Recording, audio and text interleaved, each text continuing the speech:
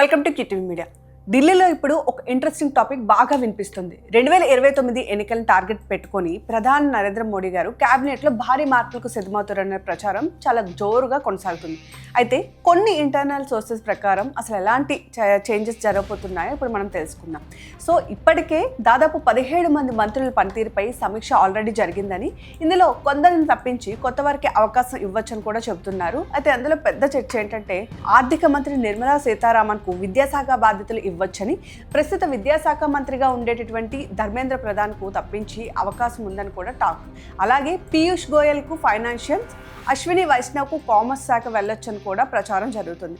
ఇంకో interesting thing ఏంటి అంటే బీహార్ రాజకీయాలు దృష్టిలో పెట్టుకొని నితీష్ కుమార్కు వ్యవసాయ శాఖను ఇవ్వచ్చని, రాఘవ్ చద్దాకు రైల్వే శాఖ ఇవ్వచ్చని కూడా వార్తలు వస్తున్నాయి. అండ్ అలానే హౌసింగ్ మంత్రి మనోహర్ లాల్ ఖట్టర్కు గవర్నర్గా పంపే ఆలోచన కూడా ఉన్నట్లు ఇప్పటికే ఆల్రెడీ సమాచారం అందుతుంది. ఇక మన తెలుగు రాష్ట్రాల విషయానికి వస్తే ఆంధ్రప్రదేశ్ నుంచి మరో సహాయక మంత్రి అండ్ తెలంగాణ నుంచి ఇద్దరికి కేంద్ర కేబినెట్లో చోటు దక్కే అవకాశం ఉందని కూడా రాజకీయ వర్గాలు టాక్.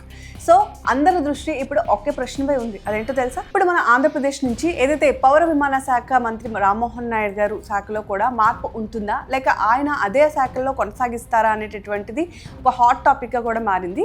అయితే ఇక్కడ ఒక్క విషయం గుర్తుంచుకోవాలి, ఇవన్నీ ప్రస్తుతం రాజకీయ వర్గాల్లో జరుగుతున్నటువంటి చర్చలు మాత్రమే, ఇంకా ప్రచారం మాత్రమే, కానీ అధికారికంగా కేంద్ర ప్రభుత్వం నుంచి ఎలాంటి ప్రకటన ఇంకా రాలేదు. కాబట్టి ఒకవేళ ఈ మార్పులు నిజమైతే మాత్రం 2029 ఎన్నికలను దృష్టిలో పెట్టుకొని మోడీ తన టీంను పూర్తిగా రీడిజైన్ చేస్తున్నట్టు చెప్పుకోవచ్చు. మరి చివరకు ఎలాంటి నిర్ణయం వస్తుందో, క్యాబినెట్లో ఎలాంటి మార్పులు జరుగుతాయో మాత్రం ఇంకా చూడాల్సింది.